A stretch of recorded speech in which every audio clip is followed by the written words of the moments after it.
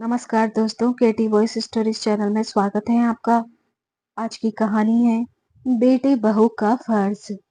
संदीप, तुम्हारे पिताजी बाथरूम से फिसलकर गिर गए हैं। उन्हें पैर में चोट आई है। तुम जितना जल्दी हो सके आ जाओ। बेटा शारदा जी ने अपने बेटे संदीप को फोन करके कहा तो संदीप ने आश्वासन दिया, आप चिंता मत करो माँ, मैं आ जाऊंगा। इतना कहकर उसने फोन रख दिया और तुरंत अपनी बहन प्रिया को फोन करके कहा कि प्रिया, जब तक मैं नहीं पहुंचता हूँ तब तक तुम जाकर पापा को देख लो। तो प्रिया ने हामी तो भर दी, लेकिन बहाने बनाकर जिम्मेदारी टाल दी। शारदा जी पहले से ही बेटे बहू के प्रति अपनी बेटी की भड़काई हुई थी। जब बेटा 1 घंटे में भी नहीं पहुंचा तो शारदा जी ने संदीप को फिर से फोन किया और बोली, बेटा, तू अपने पिताजी के इलाज के लिए आया नहीं? माँ, इतनी दूर से आना इतना आसान नहीं है। क्या प्रिया नहीं आई? मैंने उसे फोन करके कहा था। नहीं बेटा, प्रिया के बच्चों की परीक्षा है, इसलिए वो नहीं आ पाएगी। ये सुनकर संदीप को गुस्सा आ गया कि एक ही शहर में रहते हुए भी बेटी अपने पिता को देखने तक नहीं आई। संदीप ने माँ से कहा कि माँ, बच्चे बड़े हैं, घर पर दादा दादी और उनके पिता भी हैं। तभी शारदा जी ने बेटी का बचाव करते हुए उल्टा बेटे पर ही सवाल उठाने लगी। क्यों बेटा, तू अपनी बहन के लिए बोल रहा है, पर तू कौन सा समय से पहुंच गया? तो संदीप ने उन्हें समझाते हुए कहा, माँ, हम रास्ते में हैं, 1 घंटे में पहुंच जाएंगे। ये सुनकर शारदा जी चुप हो गई। संदीप समझ चुका था कि उसकी बहन ने आज भी हमेशा की तरह आग में घी डाल दिया है। जब से पूनम इस घर में आई थी, उसकी बहन को लगता था कि उसका अधिकार छीन गया है, जबकि वो खुद भी किसी की बहू है। खैर, अब ये बहस का समय नहीं था। अगले 1 घंटे बाद संदीप अपनी पत्नी व बच्चों के साथ अस्पताल पहुंच गया। लेकिन वहां पहुंचा तो माँ को बाहर रोते देखकर वो दौड़कर माँ के पास गए। क्या हुआ माँ? पिताजी कैसे हैं? बेटा, तुम्हारे पिताजी नहीं रहे, शारदा जी ने इतना कहा और फूट फूट कर रोने लगी। ऐसे कैसे? पिताजी के तो पैर में चोट आई थी ना? नहीं बेटा, उन्हें सर में गहरी चोट लगी थी। डॉक्टर ने बहुत कोशिश की पर नहीं बचा पाए। ये सुनकर संदीप वहीं सर पकड़कर बैठ गया। पूनम भी अपनी सास को संभालने लगी। कुछ देर बाद जब वो पार्थिव शरीर को लेकर घर लौट आए, अंतिम संस्कार किया। सारे क्रियाकर्म पूरे होने के बाद रिश्तेदार अपने अपने घर लौट गए। 15 दिन बाद संदीप को अपनी ड्यूटी के लिए जाना था, तो उसने माँ से कहा, माँ, जो होना था वो हो गया। अब आप अकेली यहाँ रहकर क्या करेंगी? इसलिए हमारे साथ ही चलिए। ये घर या तो ताला लगा दीजिए या किराए पर दे दीजिए। माँ को भी ये बात ठीक लगी, लेकिन उनकी बेटी प्रिया की सोच कुछ और ही थी। उसने तुरंत कहा, माँ, आप सारी सेविंग्स, एफडी और कागजात कहाँ ले जाएंगी? भैया की नौकरी तो ट्रांसफर वाली है, हर बार जगह बदलेंगी तो सब रिस्क रहेगा। इसलिए ये सब मेरे पास रख दीजिए, मेरे पास सुरक्षित रहेंगे। संदीप और पूनम को प्रिया की नीयत साफ समझ आ रही थी, लेकिन माँ की लाडली बेटी होने के कारण शारदा जी उस पर शक नहीं कर सकती थी। उन्होंने कहा, हाँ बेटी, तू सही कह रही है, मैं सब तेरे पास रख देती हूँ। लेकिन तभी संदीप ने हिम्मत जुटाकर कहा, माँ, जब बैंक लॉकर जैसी सुरक्षित सुविधा है तो किसी पर बोझ क्यों डालें? अगर कल को कुछ गड़बड़ हुई तो प्रिया को भी बुरा लगेगा। मैं बैंक में लॉकर खुलवा देता हूँ, सब कुछ वहीं रख दीजिए, सुरक्षित भी रहेगा। हम भी अपने गहने सेविंग्स लॉकर में ही रखते हैं, हमें कभी दिक्कत नहीं हुई। माँ को बेटी की बात भी सही लगी। उन्होंने कहा, तुम बिल्कुल ठीक कह रहे हो बेटा, मैं अपना सब कुछ लॉकर में रखवा देती हूँ। वैसे भी मेरी पेंशन आ रही है, उसमें मेरा खर्चा आराम से चल जाएगा। अरे माँ, आपको अपने खर्चे की फिक्र करने की जरूरत नहीं है, हम दोनों मिलकर आपका पूरा ध्यान रखेंगे। अगले दिन ही संदीप अपनी माँ व बच्चों को लेकर शहर आ गया। लेकिन उधर संदीप की बहन प्रिया को ये बिल्कुल भी उम्मीद नहीं थी कि संदीप इतनी आसानी से उसकी चाल को नाकाम कर देगा। पर अब भी वो हार मानने वाली नहीं थी। वो हर रोज फोन पर माँ से बात करती और अपने भाई भाभी के खिलाफ भड़काती रहती कि माँ, भाई भाभी आपको इसलिए अपने साथ ले गए हैं ताकि आपकी पेंशन से उनका घर चल सके। कभी देख लेना, भाभी नौकरी शुरू करेगी तो बच्चों की देखभाल आपसे करवाएंगी, आपको आया बनाकर रख देंगी। लगातार इन बातों से शारदा जी के मन में भी शक का बीज पैदा होने लगा, जबकि असलियत ये थी कि बेटे और बहू माँ को पूरी इज्जत और आराम दे रहे थे। पर 2 महीने में ही प्रिया ने धीरे धीरे उनके मन में ये भर दिया कि बेटे बहू अपने बच्चों की देखभाल के लिए उन्हें यहाँ लेकर आए हैं।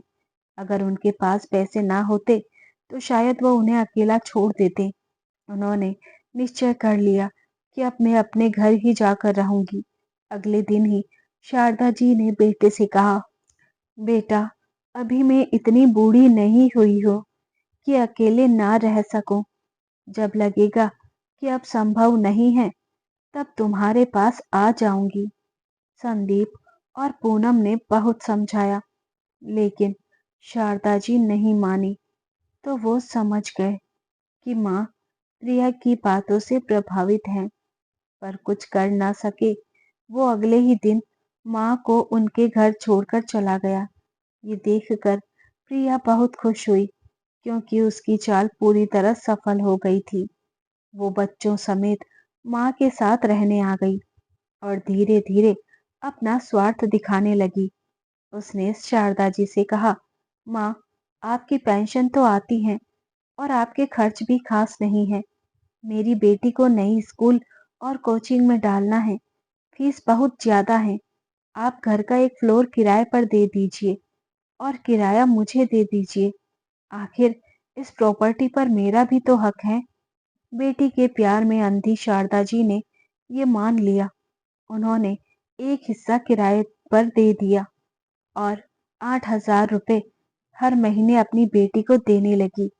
संदीप और पूनम जब छुट्टियों में माँ के पास आए तो किराएदार को देखकर हैरान हो गए। उसने पूछा तो माँ ने कहा, बेटा, अकेली थी, घर खाली पड़ा था, इसलिए किराए पर दे दिया और किराया प्रिया को दे देती हूँ। उसकी बेटी की पढ़ाई में मदद हो जाती है।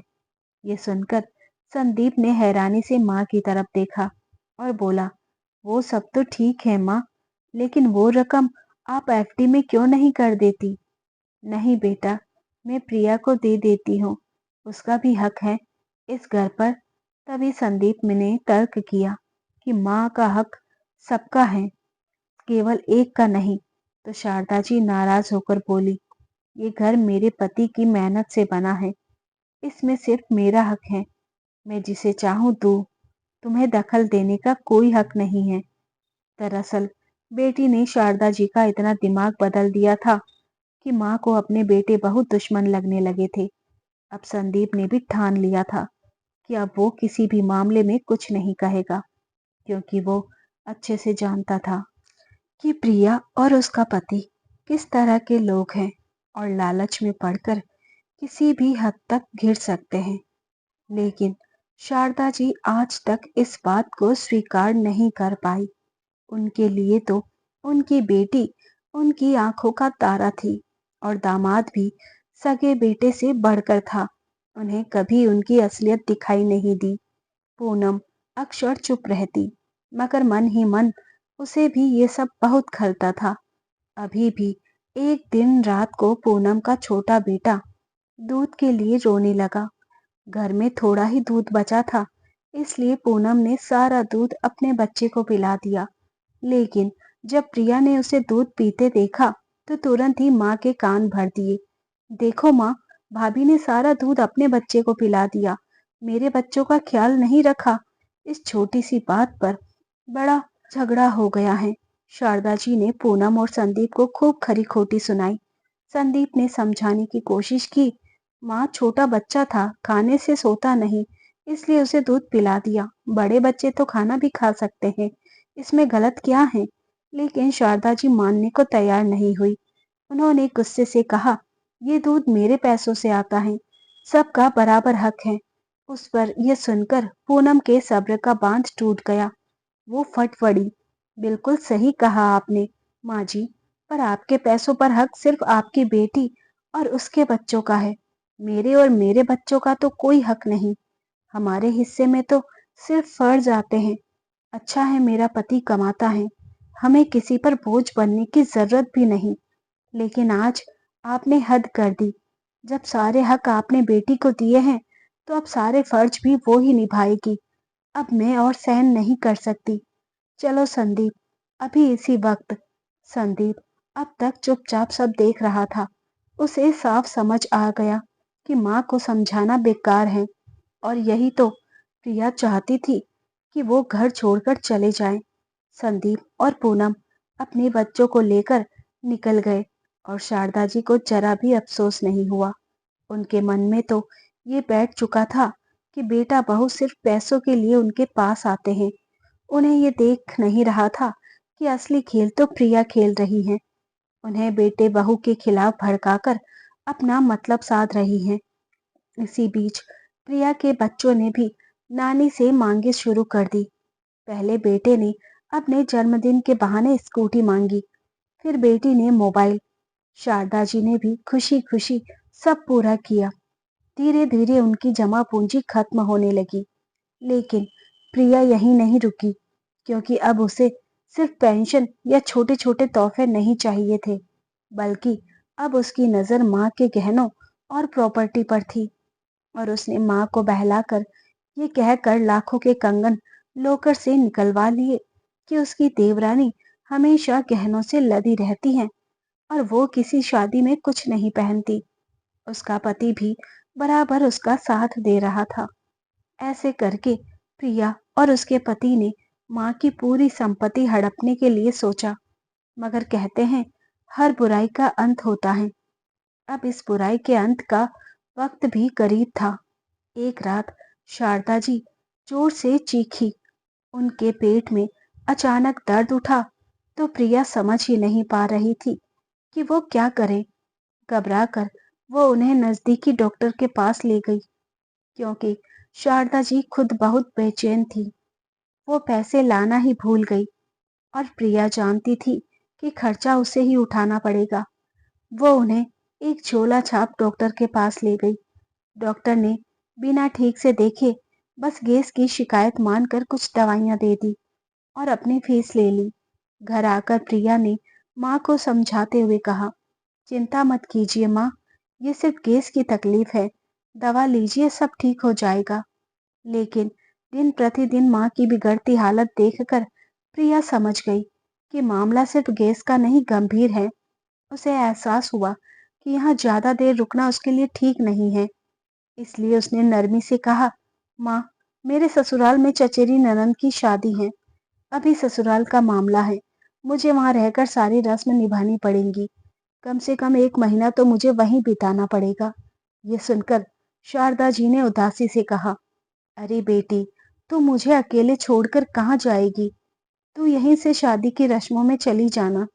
मेरी तबीयत पहले से ठीक नहीं, ऊपर से तू भी चली जाएगी तो मैं अकेली कैसे रहूंगी? तभी प्रिया ने साफ लहजे में कहा, माँ, मैं यहाँ रहकर कैसे निभाऊंगी? अगर मैं ससुराल नहीं गई तो लोग बातें बनाएंगे, और वैसे भी तुम्हारी देखभाल की जिम्मेदारी तो बेटे बहू की है।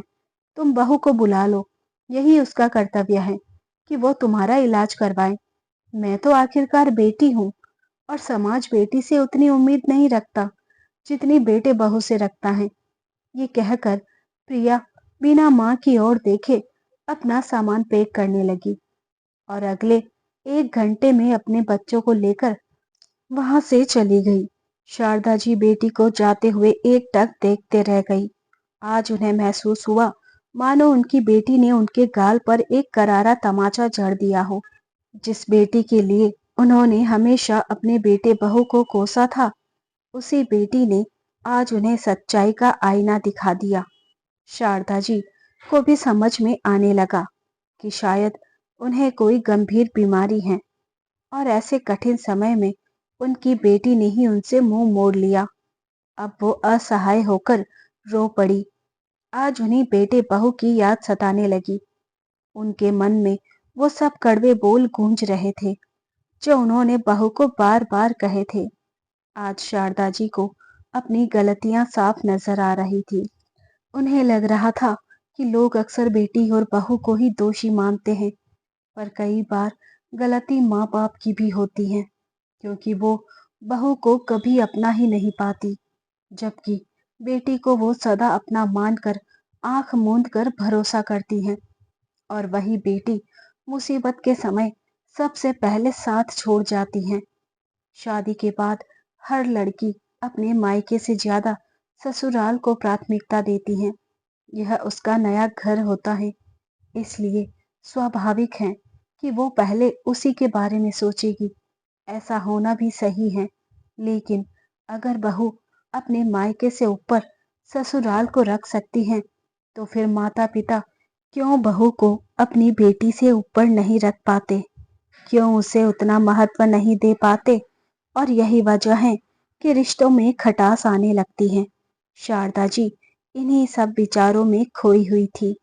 उधर प्रिया को समझ आ गया था कि माँ को सही इलाज की सख्त जरूरत है। उसके मन में ये भी डर था कि अगर माँ की तबीयत बिगड़ गई तो हाथ में आया हुआ खजाना भी उससे छिन जाएगा। लेकिन अगर माँ सही हो गई तो वो उन्हें अपने कब्जे में आसानी से ले लेंगी। यही सोचकर उसने खुद ही संदीप को फोन लगाया और बोली, माँ की तबीयत ठीक नहीं है, उनके पेट में तेज दर्द है, उन्हें तुरंत किसी अच्छे डॉक्टर को दिखाओ। यहाँ छोटे शहर में ठीक ठाक सुविधा नहीं है, इसलिए मैं इलाज नहीं करवा पाई। बेहतर होगा तुम आकर उन्हें अपने साथ ले जाओ। वैसे भी बेटा होने के नाते ये तुम्हारी जिम्मेदारी है। तभी संदीप ने तल्ख लहजे में जवाब दिया, हाँ, जिम्मेदारी तो सारी मेरी ही है, तुम्हें तो बस हक चाहिए। खैर, मेरी माँ है, मैं उनका ख्याल रखूंगा ही, लेकिन ये मत कहो कि इस शहर में इलाज हो ही नहीं सकता। साफ साफ कहो कि तुम अपनी जिम्मेदारी से बचना चाहती हो। प्रिया ने लापरवाही से कहा, तुम जैसा समझना चाहो समझो, मुझे कोई फर्क नहीं पड़ता। इतना कहकर उसने फोन काट दिया। तो संदीप ने तुरंत माँ को फोन लगाया और बोला, माँ, आपकी तबीयत ठीक नहीं है और आपने हमें बताया भी नहीं। मैं कल ही आ रहा हूँ। शारदा जी ने दर्द छुपाते हुए कहा, नहीं बेटा, कोई खास परेशानी नहीं है, तुम परेशान मत हो। असल में वो अपने किए पर बहुत शर्मिंदा थी। उन्हें याद आ रहा था कि कैसे उन्होंने हमेशा बेटी का पक्ष लेकर बहू का दिल दुखाया था, लेकिन इस वक्त पेट दर्द से वो बेहद परेशान थी। संदीप ने कहा, माँ घबराओ मत, मैं और पूनम जल्दी आते हैं। ठीक है बेटा, जैसा तुम्हें सही लगे। फोन काट कर संदीप और पूनम आने की तैयारी करने लगे। पर आज शारदा जी को एकाएक ही अपने पति की वो बातें याद आने लगी जो हमेशा कहते थे कि शारदा, तुम अपनी बेटी से बहुत जुड़ी हुई हो, बेटे बहू के प्रति तुम्हारी निकटता उतनी नहीं रही। दरअसल तुम बहू को अपने प्यारे बेटे की जिंदगी में स्वीकार नहीं कर पाई हो। लेकिन याद रखो, यही जीवन की सच्चाई है। हर बेटे की जिंदगी में उसकी पत्नी आती ही है, जैसे तुम मेरी जिंदगी में आई थी। और क्या तब तुमने मेरे माता पिता का बुरा चाहा था? बिल्कुल नहीं। वैसे ही पूनम भी हमारा बुरा नहीं चाहती, पर मुझे डर है कि जब मैं नहीं रहूंगा तब प्रिया और उसका पति तुम्हें बहलाकर बेटे बहू से दूर कर देंगे। तुम दिल से सोचोगी, जबकि मैं हमेशा दिमाग से सोचता हूँ, आया हूँ। मैं प्रिया को भी अपनी बेटी मानता हूँ, उससे भी प्यार करता हूँ, लेकिन मैंने देखा है कि शादी के बाद से वो बहुत बदल गई है। उसका स्वभाव अब स्वार्थी हो चुका है। उसका पति चालाक और धूर्त किस्म का इंसान है और उसने हमारी प्रिया को भी वैसा ही बना दिया है। मैंने कई बार गौर किया है कि प्रिया अपने फायदे के लिए तुम्हें बेटे और बहू के खिलाफ भड़काती है और तुम उसकी बातों में आ जाती हो। पर तुम्हें नहीं पता कि हमारे बेटे और बहू सच में लाखों में एक हैं। ऐसे बेटे बहू भाग्य से मिलते हैं। इसलिए कभी भी प्रिया के मोह में आकर अपने बेटे बहू से दूरी मत बना लेना। मैंने अपनी सारी मेहनत की कमाई का इंतजाम इस तरह किया है कि अगर हम दोनों में से किसी एक को कुछ हो जाए तो सारी संपत्ति और बचत अपने आप तुम्हारे नाम हो जाएगी। पर तुम उसका प्रयोग सोच समझ कर करना। हाँ, बेटी का भी हक होता है, लेकिन बेटे और बहू का फर्ज भी कम नहीं होता। जो फर्ज उन्होंने निभाया है उतना हक भी उनका बनता है। याद रखना, हमारी बेटी को हमने उसकी शादी में सब कुछ दिया है। उसकी शादी अच्छे घर में की, उस पर पानी की तरह पैसा भी बहाया है। इसलिए बेटे का हक छीन कर बेटी को कभी नहीं देना। मुझे भरोसा है कि तुम मेरी इन बातों को दिल से समझोगी और सही फैसला लोगी। आज अपने पति की बातें याद करके शारदा जी की आंखें भर आई। वो सोचने लगी, क्या उन्हें पहले से अंदेशा हो गया था कि आगे ऐसा कुछ घटित होने वाला है, या फिर वो मेरी कमजोरी को भली भांति समझते थे।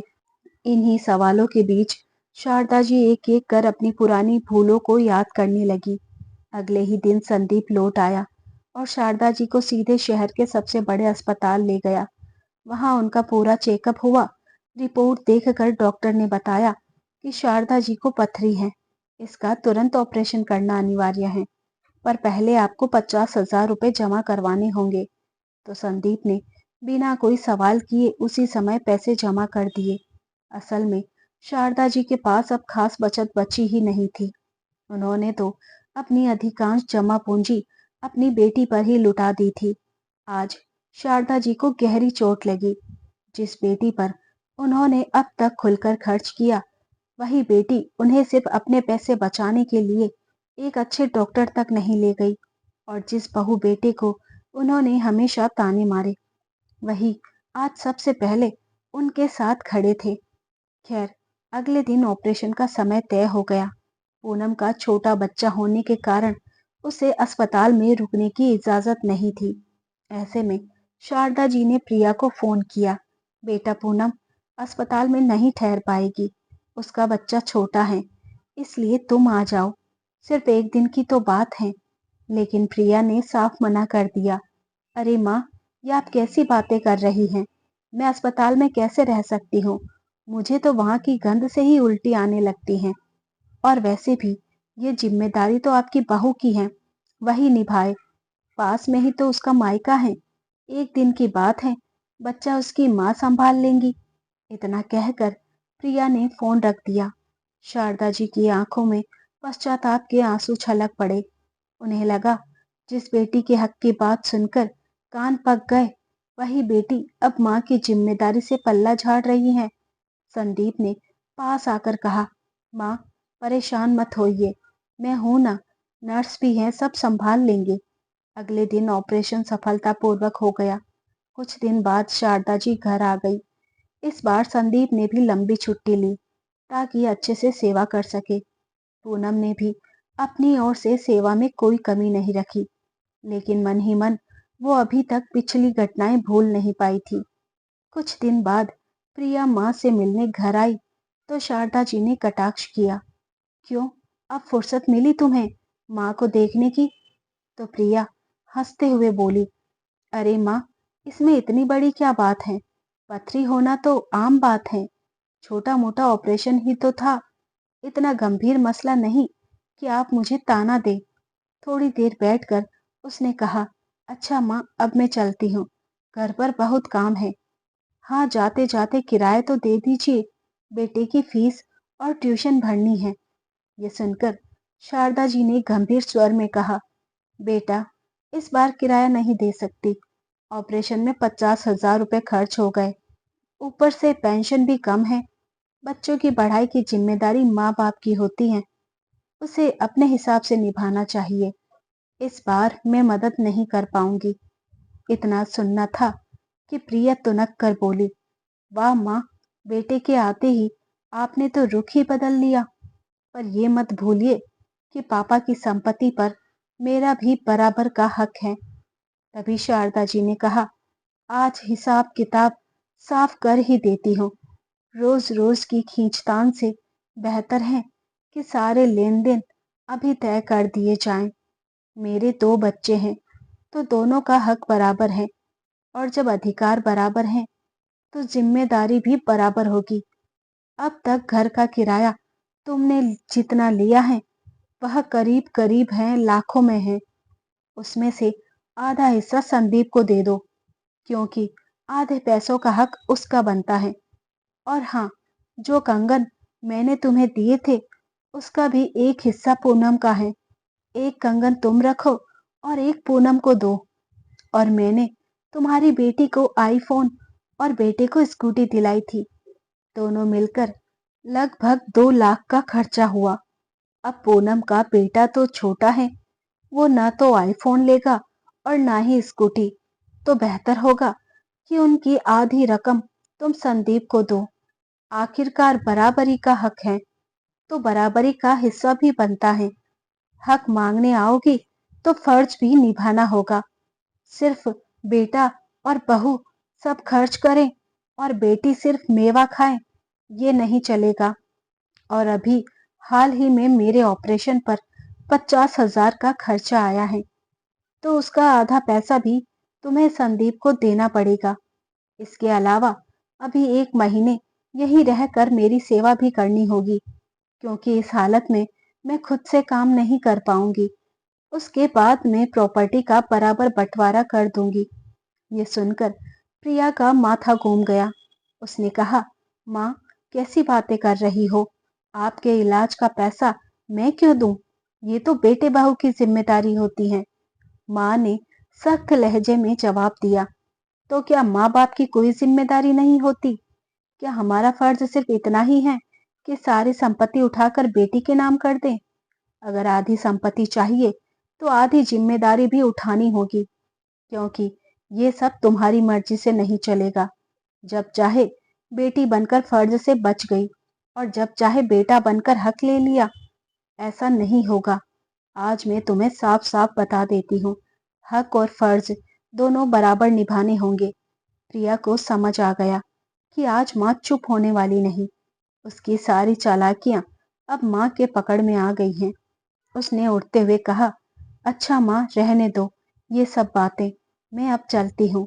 तो शारदा जी ने व्यंग्य से कहा, ये मेरी भूल थी कि तेरे कहने पर मैंने अपने बेटे बहू को गलत समझा। अब मैं अपनी पूरी संपत्ति अपने बेटे बहू को दूंगी, क्योंकि बेटे बहू ने मेरे सारे फर्ज निभाए हैं। तू तो अपने फर्ज से बहुत पहले ही हाथ झाड़ चुकी थी। और हाँ, इस घर का किराया अब मेरे बेटे बहू लेंगे। मैं भी उन्हीं के पास जाकर रहूंगी, ताकि बार बार उन्हें मेरी वजह से इधर उधर भागना ना पड़े। बाकी हिस्सा किराए पर दे दूंगी। आज मुझे साफ दिख रहा है कि सिर्फ बेटे बहू ही नहीं, माँ बाप भी गलत होते हैं। लेकिन अगर दोनों तरफ से समझदारी हो तो रिश्ते मजबूत बन जाते हैं। मैं अपनी गलती मानती हूँ। शारदा जी की बहू पूनम, जो अब तक चुपचाप सुन रही थी, वो कमरे से बाहर आई और बोली, मम्मी जी, आज आपकी बातें सुनकर मेरा सारा गुस्सा और दिल दूर हो गया। अब आप पूरे हक से हमारे साथ चलिए। आपका हक हमारे साथ रहने का है। अगर हमसे कभी गलती हो तो हमें डांटिए, लेकिन कृपया दूसरों की बातों में आकर हमें गलत मत समझिए। ये सुनकर शारदा जी की भी आंखें भर आई। हाँ बेटा, मुझे अब समझ में आ गया। इधर प्रिया के पास अब कोई जवाब नहीं था। वो बाहर निकलते हुए बोली, ठीक है माँ, मैं चलती हूँ। वैसे भी अब मेरा यहाँ कोई काम नहीं है। हाँ बेटी, अब तुम्हारा काम अपने ससुराल में है। इस घर की तरफ कभी आंख उठाकर भी मत देखना। कहते हुए शारदा जी ने दरवाजा बंद कर दिया। तो दोस्तों, आपको यह कहानी कैसी लगी? कमेंट करके ज़रूर बताएं। कहानी अच्छी लगी हो तो प्लीज़ वीडियो को लाइक करें, शेयर करें और हमारे चैनल केटी वॉइस स्टोरीज को सब्सक्राइब करें। मिलते हैं हम जल्द ही एक नई कहानी के साथ। तब तक आप भी अपना ख्याल रखिए। वीडियो को हाइप देना ना भूलें। धन्यवाद।